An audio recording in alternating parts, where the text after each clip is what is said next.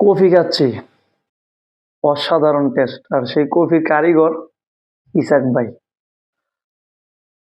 ইসাক ভাই, এত দারুণ কফি বানাইতে পারেন আপনি, তাও আবার কোথায় এসে?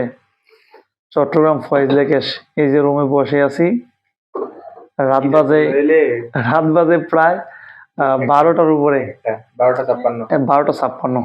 হ্যাঁ, প্রায় 1টা বাজে।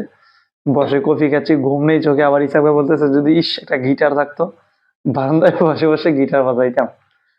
ইসাক ভাই, এত ভালো কফি বানাইতে পারেন আপনি, সত্যিকার অর্থে। মানে চাপা ছাড়তেছি না বন্ধুরা, এখানে হচ্ছে আমি খুব ভালো কফি বানাইছি।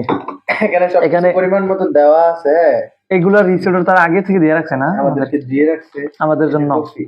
এই যে ভালো হবে না কেমনে, এত সব পরিমাণ মতো দেওয়া আছে। ভালো ব্র্যান্ডের কফি একবারে প্যাকেজ করে না, পরিমাণ মতো চিনি বা কফির আমরা শুধু ঢেলে মিক্স করে দিছি নাকি, একটু লাড়াচাড়া দিয়েছেন। খাবেন খাবেন, ঢেলে দিই। ঘুম নেই, বিছানা খালি, আমরা বসে দিকে কফি খাচ্ছি। আর টিভিটাও পিছনে বন্ধ, টিভিও দেখার মোড নেই আসলে। ভাই ভিডিও এডিট করতেছে, কোনো সময় ধরে ভিডিও দিতেছে, টেলিস্কোপের ভিডিও, এনটিভির ভিডিও, নিজের ফেসবুক ওয়াল। আর আমি বসে বসে শুধু দুষ্টামি করে ভিডিও করি।